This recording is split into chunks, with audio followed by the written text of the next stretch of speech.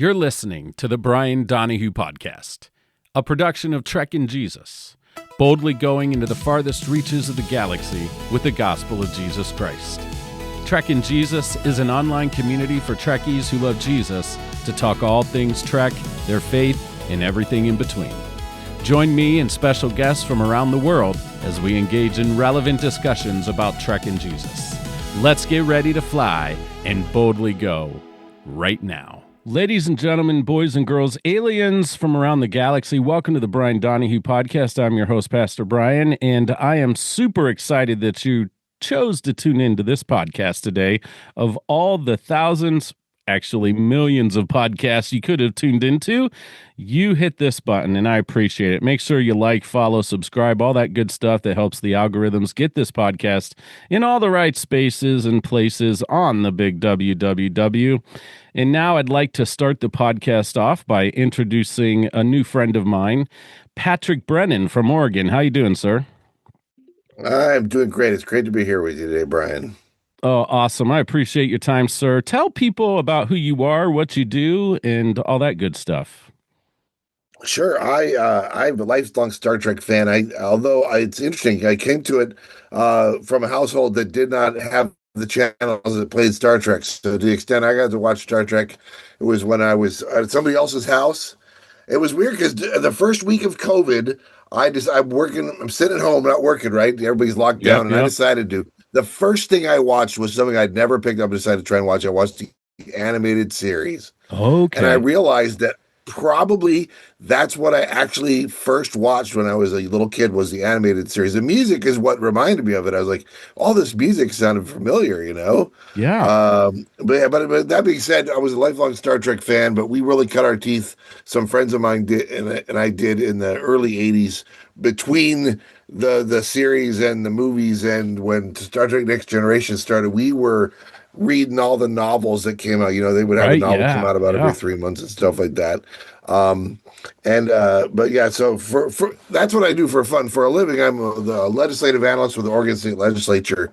I staff their transportation committees and do policy analysis and bill summaries and all that stuff for them, and staff meetings. And so that the nice thing about that is they're not in session right now, which means it's podcast season. I love it, man. Well, thank you again for coming on the show. And Oregon's a fantastic state. I've never been there. My wife has been there several times, but we're planning a trip, hopefully in the next couple years, with our camper to hit the northwest up there. So it's tremendous up here. Yeah. Pack rain gear. That's absolutely my advice for you. Good, thank you. I appreciate that advice. So, Patrick, without further ado, it's time for Why the Heck Is This Your Favorite Episode? The portion of our show where we bring in one lucky fan to get their 10 minutes of fame discussing their most favorite Star Trek episode of all time. All right, my friend, I am so excited to hear what your favorite all-time episode of Star Trek is. And if you have any honorable mentions, of course, we can talk about those as well. But go ahead, hit me with your best shot. Well, yeah, it turns out I did for the 50th anniversary, which it occurs to me is now 10 years ago. I undertook a project. Facebook had it, and at some point deleted my page on it, but I still have the list. It's okay. I did a forced ranking of it, where I watched the episodes in their airing order. Oh, wow! Wrote a summary, and then did a forced ranking. Forced ranking is a fun way to do. To decide what your favorite of things is, where you have to, you're 50 episodes in, you have to decide whether 51 is where it fits on that whole range of thing, and it gets harder and harder as it goes. But the one that was my most likely favorite to win when I started that process and ended up winning is the Doomsday Machine. Okay, great choice. Season 2, obviously a big action, bottle show, outer space show. It's got one of the great all-time guest stars in the original Star Trek series on it, William Wyndham playing Commodore Decker, who just absolutely chews the scenery on it, which is glorious. It's tremendous. I would not say it's got the greatest special effects of the original series. Some of the special effects are a little bit weak, but we're living in a world now where most of the time, if I pop an episode on these days, I'm seeing the updated special effects. Right, So right. so Hmm. that's neither here nor there. But one of the things I really dig about the original series, especially, is the allegorical nature of a lot of its storytelling, Yeah, right? And yeah. the idea that you're telling the story about something that was weird they were living with in the 60s, the hydrogen bomb, Hmm. by telling science fiction about their last ditch doomsday weapon that you would use, is a really fascinating way to both educate people and get people thinking about a topic that's relevant to their lives, even if they don't know it. I mean, that's Yeah, yeah. the one of the things that Star Trek does so well is that it's subversive and that it teaches you things when you don't know you're learning, which is great when you're talking about kids who are watching this and stuff like Yeah, that. yeah. Um, but I think Doomsday Machine does a good job of action and pacing, and we get to have great moments with many of our characters and Hmm. showdowns. It was always Roddenberry's idea that you can't have conflict on a bridge, but that didn't apply to admirals and commodores and commissioners and stuff like that. So they do a great job of setting all that stuff. You get your your guest star is kind of the villain until he's the redeemed hero. Yep. There's so much to say about it. So that's definitely my number one. I mean, I have other favorites. If we're just talking TOS that are up near the top, I think I went with Balance of Terror as my number two. Yeah, yeah. Oh, yeah. That's the one that features the first appearance of the Romulans. Hmm. Um, I think that's strange enough, another bottle show Right, where it all right. takes place in the ship. But we love watching submarine movies, and that's a great submarine movie on there. I'm not sure everything makes sense. You can tell they're working out the kinks. Are they shooting phasers or torpedoes? We don't Right, know. It right. doesn't matter. But again, another great guest star Yes. appearance on Yep. that, and then others in kind of our top five. I think Journey to Babel is one of those that's not a big action one necessarily, but we have a lot of fun. It was one of those things where we're randomly, some friends of mine were having a birthday party for one of our friends, and they had set out a spread of food, and my friend Rob, who does our podcast with, he has this little cup, and he's just grabbing fruit cubes out of the bowl, just throwing them. They're like those two little guys running around at the dinner, and then he comes up to me and says, "How you vote on Cornette Vulcan?" And I just, uh, That's yeah, fantastic. yeah. So I mean, there's fun stuff like that. We enjoy some of the fun episodes, and then. Yeah. If I were to go, what's the best story that they ever told in TOS? It's easy to say because it's probably true that The Seat in the Edge of Forever is a great story. But I didn't pick it for my number one Star Trek because I thought it works. Oh, it works whether or not it's a Star Trek episode. That's a great point. That's Yeah, really a great point. I yeah. think you're absolutely right about that. Yeah, so that's kind of my top ones, and then I don't know if you ever want to talk about bottoms, and we could do that too or whatever. But Yeah, I mean, I'm getting down for it. I'm having fun, Patrick. Hearing yeah. hearing your hot take on these things. What Well, I what should ask you, what's your favorite episode? I mean, uh your listeners probably know, but I don't know it. yeah, Yeah, because well, of the original Star Trek, it is probably either City on the Edge of Forever and actually Doomsday. You probably listed my top 3 actually. they're good. They're good. Yeah, I remember loving Doom. Of course, I watched all the original and many reruns Yes. as a kid and then into my teenage years. But I just remember Doomsday Machine was always what captivated me. I mean, the performance of the Commodore in that was fantastic, and the whole concept of this what seems like unbeatable threat. And that's one reason why I love the best of both worlds in Next Gen. Next Yes. Gen created an alien that seemed like we don't know if they're going to actually beat these guys, and I love that. I love that Yeah. unbeatable. And sometimes, like Star Trek, it's in the last 2-3 minutes of the show they pull something out of their hat and bam, they push through it, right? But I just love that. And so Doomsday Machine, probably if you force me to pick, it would be Doomsday Machine. Yeah. I just have a lot of memories And then you around that. said the other you have favorites on every series. What actually, Um, do you watch all the series of Star well, yeah, Trek? I I watch. see. I'm Yeah, definitely have watched them all. Deep Space Nine and the Next Gen are the ones that I would say I'm definitely the most familiar with and are my yeah, top two faves. I love a lot of the new stuff too. I love Strange New Worlds in particular. I think that's yeah. the best of the newer stuff that has come out. Personally, but Agreed. I've watched them all. I guess I can't say that. And I guess it's confession time for me, Patrick. I have only watched two or three Lower Decks episodes. Same. It's just not my cup of Yeah. tea.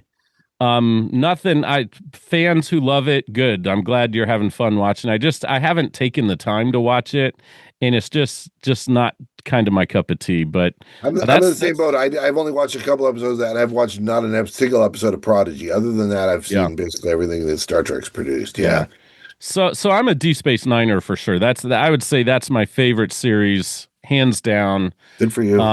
And Next Gen is my sentimental favorite. Because that's I did see that both those shows in their original run. Mhm. But Next Gen, I remember when that premiered, that being a big deal. My dad and I watched it together, and I just remember what a big deal that was, a new Star Trek coming out. And I'm a Let me big tell you. fan of the films too. I love the original Star Trek films Let tremendously. me tell you how I saw the first time they aired the the first episode of Next Generation. Had I'm home for whatever reason. I can't remember what it was. All my friends are busy, and so I'm home. And so I put in the videotape of Star Trek Four: The Voyage Home, and I Okay. watched that whole thing. And you know, when back in the days, kids ask your grandparents when the movie ended and you pushed eject, it would go back to whatever was on the TV on the TV channel it was Yes. on. Yeah. And what was on was the very end of Encounter at Farpoint Oh where the my two goodness. jellyfish are Yeah. rising into the air. I was like, because I had heard about that. But again, kids ask your grandparents. There used to not be an internet to find stuff out, and you had to like read it in the trades or in the Yep. newspaper or Yep. whatever. Yep. And so I'd heard that there was going to be this new series. I was like, wait, that's tonight? I could have like I could have like waited an hour to watch the movie and watched this instead. But yeah, That's so hilarious. yeah, That's hilarious. That's a great story. Oh my yeah. goodness. Well, Patrick, is there any other episodes you want to mention or I am a big Deep Space Nine fan. I think cool? I'm with you in that Star Trek, the original series, is my sentimental favorite because that's the one I grew up on. Mm-hmm. But Deep Space Nine, I think, is the best of the Star Trek series. Agreed. They do a great job in really world building. Mm-hmm.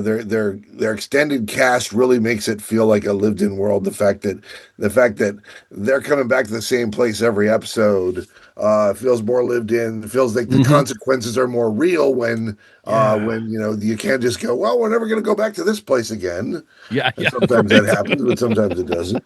Um, and I think some of the, like a lot of series, I often gravitate towards the ones that also that ask like the important philosophical questions. And so the one I was thinking of, I remember when my youngest daughter has graduated grad school now, so that's how old I am. But when she was an undergrad at Oregon State University, she had the ethics of Star Trek class. So my Wow. first point was, where was this when I was in college? Right. My second point was, can I sit in on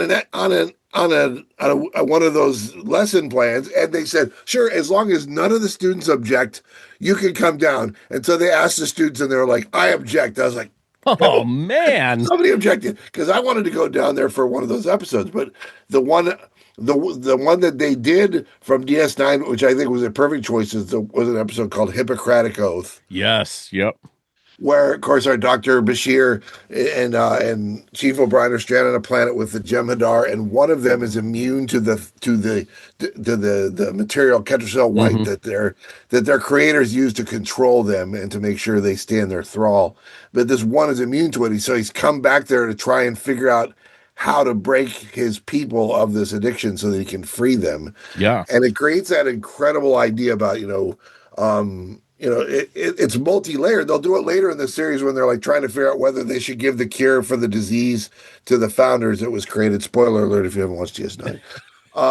But the idea is it's even before that. They're like, even if this is good for them and it's releases them from their bondage, maybe that's not a great thing because they're incredibly Mm, warlike people. We'd just be unleashing them on the right, galaxy. right, So yeah. there's a lot of questions in it, and and they do a good job of not really answering what the right answer is. I think in our Hmm. hearts we know we're with Dr. Bashir on that question. Right, right. But it's really good. So I mean, but there's a lot of in the Pale Moonlight's a great episode. The Visitor's a Yeah, great yep, episode. yep. Far Beyond the Stars is a great episode. Yeah, I mean it's just it's tremendous. And then Yeah. for of the big series, the big four, Voyager's probably the one I've watched the least in terms of Hmm. reruns and stuff like that. Yeah, I'm with you there on that. I've seen Enterprise way more than Voyager. Oh, interesting. Yeah, Um, I'm kind of in the hole on both of those. mhm. I watched them all in their original run, but haven't really gone back to them since then.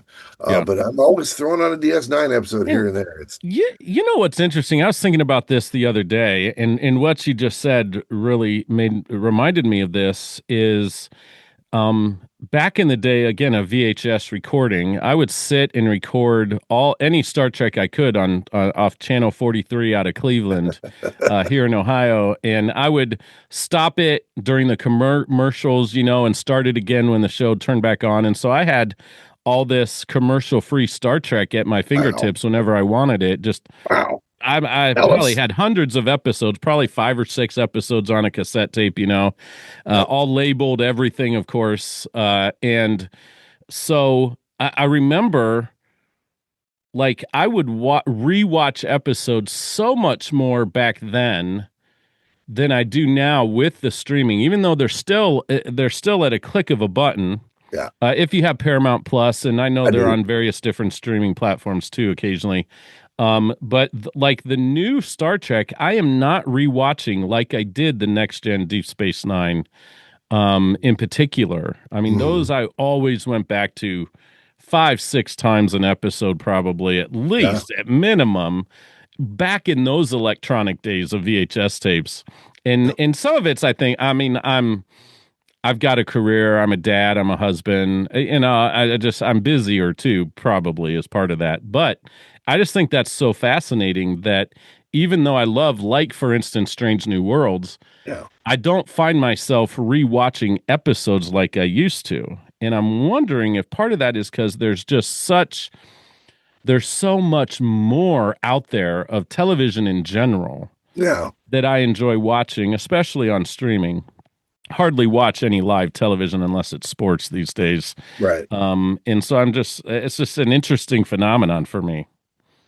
I think there's a lot to that. If you're, if you grew up as a science fiction kid like I did, there was there was some on TV in the early Hmm. 80s. I mean, you had your Battlestar Galactica here and there and stuff like that, but it was few and far between.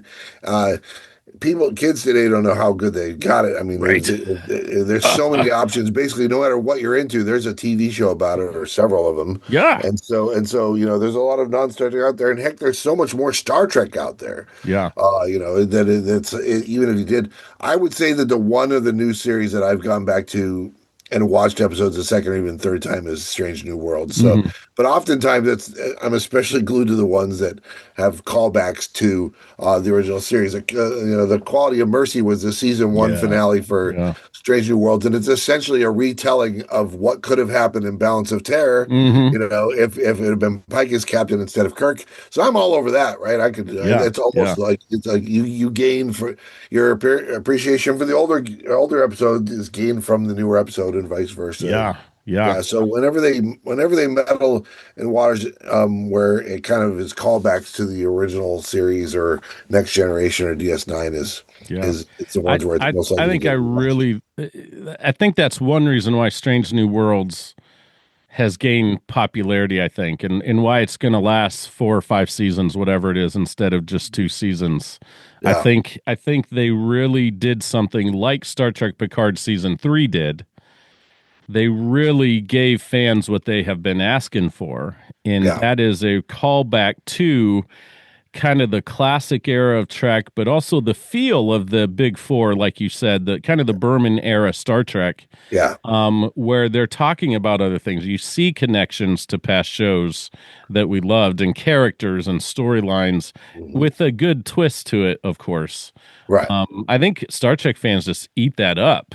This one does. I And know that. and I'm all for them trying new things like Starfleet Academy. I enjoyed some of the episodes, not all of them, but I did Yeah. watch it and I enjoyed it for what it was. But I'm still one of those Star Trek fans that's like I love it when they harken back to something and remind us in a fresh way, of course. You know, I Hmm. don't just want them. I will say this discussion I've had recently with a few people, Star Trek II: The Wrath of Khan, in my opinion, one of the greatest films of all time. Yep. I think hands down it's got to be in everybody's top 100 at least. Yeah. And that's a hard thing to do if you think of how many films there are out there. But um, Into Darkness, I think, is a great film. I love it for what it is, Yeah. but I was disappointed they didn't come up with something totally fresh. You know, they had the Yeah. chance to do something totally new, and they kind of did this. And so that's a example, right, where I go, oh, I Mhm. wish you didn't do that, you know. Yeah. And it was the worst kept secret in Hollywood too. They're like, no, no, it's Right. not caught. His name is John Harriman. It's not caught. Okay, it's gone. Right. Right. The best Yeah. kept secret in Hollywood, in my opinion, was when Will Wheaton showed up as Wesley Crusher. Was it season 2 of Picard? He was into season Or two of was Picard. Yeah. like everyone was talking about who it could be? I just remember being so blown away to see us. I'm like, how did they keep that secret? Like Yeah. everyone I was talking to did not see that coming, did not know he would be there. I'm like, wow, they incredible. Yeah, I'm the one who remembers when the trailers for Star Trek 3 came out, and they're like, why did they show us in the trailer that the Enterprise gets destroyed? Why did they do that? Of all That's the oh things my you, gosh, you yeah. just bring out somebody, why did they we're gonna go see it, it doesn't matter. Well, and I'm sure Yeah. they're thinking, well, they can't tell because they can't see where the numbers are because we rubbed them out on there. So maybe it's another ship. We knew better than that. You're right, right. Um, yeah, I will say a couple years ago, Star Trek 2 is in my top 10. Hmm. A couple years ago during COVID, there's a drive at about 18 miles that yonder. Mm. Hmm. And they, of course, were taking benefit from the fact that you're just in the comfort of your own car watching a movie. Hmm. So there were, but there was no new movies being shown. So what they were doing is they were re-releasing old movies. And we went and we thought it was good when we saw Black Panther and Empire Strikes Back in a double feature. Yeah.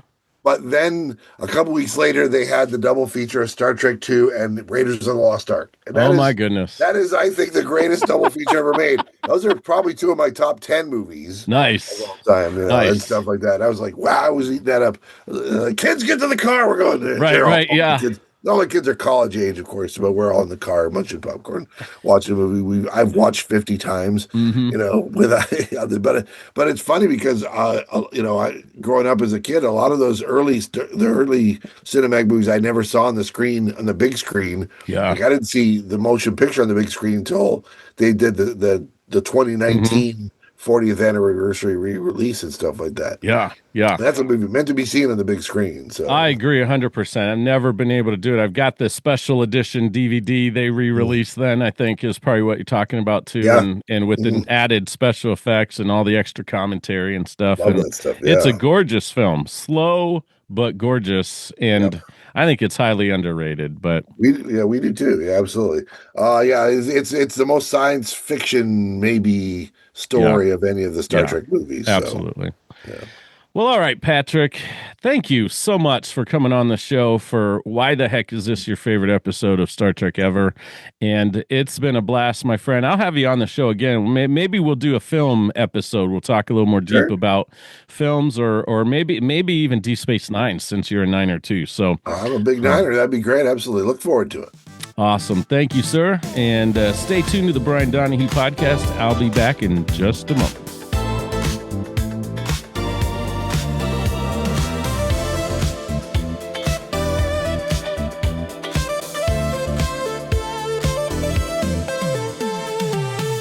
And today, my message to you, my word of encouragement, the hype segment, if you would, of the Brian Donahue podcast is about another podcast, and it's one of my favorites, if not my all-time favorite podcast other than this podcast, and that is the Big Sci-Fi Podcast. That's right. If you're familiar with the Big Sci-Fi Podcast, that's my other podcast that I co-host with Adina, Chris, and Steve, and we have a lot of fun talking about science fiction in general. We talk a lot about Trek, and per the time of this recording, a new episode is about to come out where we discuss the classic Deep Space Nine episode, The Visitor. The Visitor is one of the all-time great Deep Space Nine episodes, in my opinion. If I had to make a top 20 episodes of Star Trek ever, this episode would probably make that list, potentially make the top 10 list too. I don't want to commit to that right now before I actually make this list. But we had a great time talking about it, but it really hit home in a very powerful way for all of us because our friend Chris Fox from Canada, from the Greater Toronto area, just recently lost his father. And about 5-6 years ago, lost his mom, lost a battle to cancer. And so this episode really hit home for us. We've all experienced loss in our families in different ways. We've all lost loved ones and friends, of course. But watching this episode again from this fresh perspective and talking about it with this new thing, this new loss for us, because really when your friend, when a family member loses someone who's significant to them, even if you didn't know that person, if they're a friend, you hurt with them and you feel their loss and you sympathize and empathize and hopefully are a shoulder to cry on, a hand to hold, a timely hug. Let's go out and shop, or let's go grab a bite to eat and let's just hang out and have some fun in this moment. And so we felt that for our friend Chris, and it was a powerful episode. I highly encourage you to go over to the Big Sci-Fi Podcast. We're part of the Trek Geeks Podcast Network, and we'll listen to that episode. And if you haven't watched that episode of Deep Space Nine, it's really a great standalone episode. You could watch that episode not knowing anything about the characters on Deep Space Nine and still have all the feels for the episode The Visitor. And so it's highly worth it. If there's an episode I would recommend, if you haven't ever watched it as a Star Trek fan, maybe you're not a Deep Space Niner, check this one out. It might change your mind about Deep Space Nine too. And it might even pique your curiosity about Star Trek. Maybe you listen to this podcast and you aren't really a Trekkie, but you enjoy what I have to say about Jesus and about life, and maybe you enjoy the conversation around Star Trek and it's interesting to you, but you don't really watch it. The Visitor, Deep Space Nine, I believe it's season 6, is well worth the watch and well worth the time. So seek that out and see it. But basically what happens in the episode is that Sisko gets electrically charged by something, right? Technobabble. Enter the technobabble. Fill in the technobabble in this part of the podcast. Post-production. It's probably not going to happen, but you know what I mean. And he is zapped away right before Jake's eyes. And so Jake and the rest of the crew think that he is dead.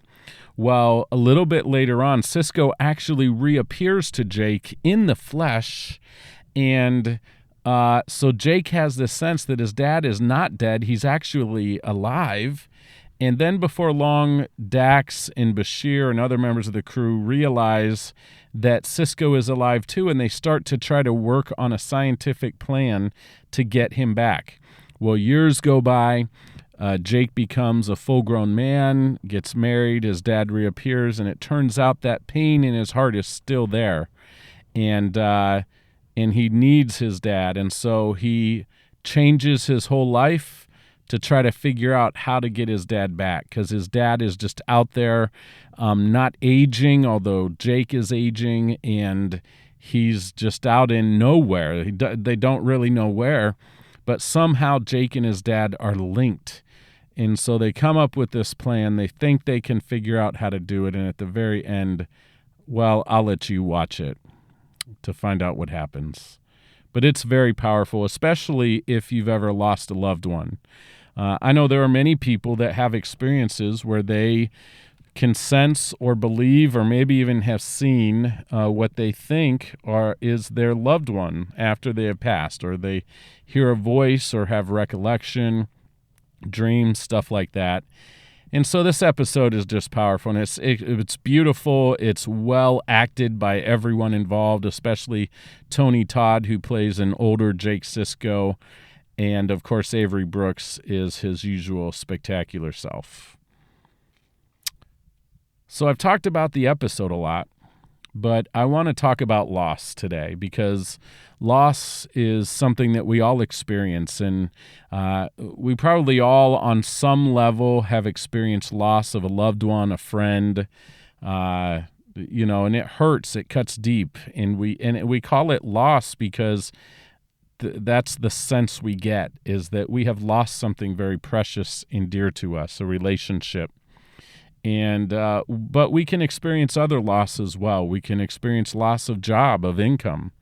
We can experience loss of relationship, of friendship, romantically or just normal relationships where we thought we were good friends with someone and all of a sudden they're pissed at us or upset, or we get mad at them, or sometimes life just happens. You just go different directions in life, career-wise, school-wise, faith-wise. Maybe you just move across state or across town and you just lose touch. But can be that sense of loss, right? And man, it can be really difficult. And I just want to encourage you today, if you're in that place right now where you have experienced loss, whether it is years ago and it keeps popping up and you think you're okay, and then all of a sudden you're reminded because of a song you hear on the radio, or a scent, a smell can remind you, someone mentions something. You know what I mean. You've experienced loss and you're just struggling. Well, my hope is found in Jesus. I believe that Jesus actually helps me through those times of loss where I don't know what to do, where I feel at the end of my rope, where I feel hopeless, where I feel kind of useless as a human being from time to time. Just kind of feel like I'm drowning in an ocean of my own depression, of sorrow, of hurt and pain, and I don't know what to do. That's when I, as a Christian, cry out to Jesus. That's when I depend on what the Bible calls peace that transcends all understanding, Philippians 4. I encourage you to read that passage. I've talked about it a time or two, actually, on this podcast. But I really press into my faith when I feel loss. I believe that there is a higher purpose, a higher reason. And I believe, because the Bible teaches this, that God works all things together for the good of those who love and obey him. And he's working things together not just for my good, but for all of creation, for everybody, for all of the earth. And that's hard to wrap my head around. Listen, I'm not one of these pastors that just blindly believes this without any doubts from time to time, without faith is just that. It's faith in the unseen. It's faith in the unsure. And we all have put faith in different things. We may not call that a religion or God. We may not spiritualize it, but we have faith that gravity is going to continually pull us towards the earth, right? We have faith that the wind comes from somewhere and blows the right? I mean, that's really low-hanging fruit there, but you know what I'm saying. And my faith sustains me. My faith in God and in Jesus sustains me and helps me through those seasons of loss, helps me through those seasons of depression or doubt, of anxiety. Man, I just press into him. And I hope today that if you have tried everything else, and maybe you're someone, you don't consider yourself to be very religious, you're a Trekkie, and you enjoy logic and you're drawn towards that. It's one reason you like Star Trek. You're a very scientific person. You're fascinated by science. And, man, I just encourage you that I personally believe that those things can mesh well together, and that you can cry out to Jesus. And I believe the Bible says that he will hear your cry and he will answer you in your distress, and he will bring you peace that transcends all understanding. That means you don't know the answer, you don't know how things are going to turn out, the outcome, but you can still experience peace today. I'm telling you, through loss, I've experienced this peace. When I feel anxiety, I can feel this peace. When I have felt depressed, I can feel the peace of God. When I am fearful out of my mind, and which draws me into anxiety, right? I have felt the peace of God, and that has driven the fear from me. The Bible says that God has not given us a spirit of fear, but of faith.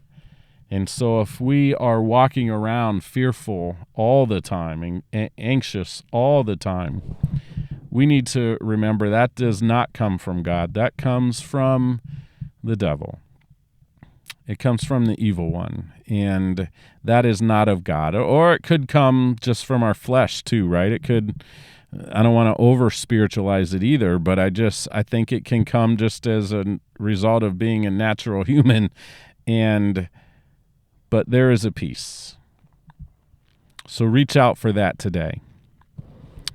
And I want to open myself up to you guys as a pastor here on the Brian Donahue podcast and as a part of Trekkie Jesus, that if you need prayer, I'd encourage you to email me at pastorbriantd@gmail.com. That's Pastor Brian, T as in toy, it's actually for Thomas, D as in Donahue. So pastorbriantd@gmail.com. And just send me your prayer requests. You got something coming up that you're feeling anxious about, or, it could be medical, could be physical, mental, spiritual, whatever. Nothing is too small, nothing is too big for God. He cares about it all, and so do I. I would love the opportunity to pray for you, and I promise you that if you email me a prayer request, that will become a regular part of my day. Praying for you and praying for these requests. And feel free to get on Trekkie Jesus as well. Go over there and follow that page, and then follow me on Instagram and Facebook as well. And DM me, send me a private message. I'd love to pray for you. And also, while I'm at it, I would love to have you on the podcast. Yes, you. If you're a Star Trek fan and you've got a favorite episode of Star Trek you're just dying to talk about, if you're a listener and you've been thinking about it, think no more, just do it. Just send me a personal message on Facebook or Instagram, and I will get back to you. We'll set it up, we'll record it, and we'll have a blast doing it, okay? Until next time, God bless you guys. Keep on trekking. Boldly go into all the galaxy and watch more Star Trek.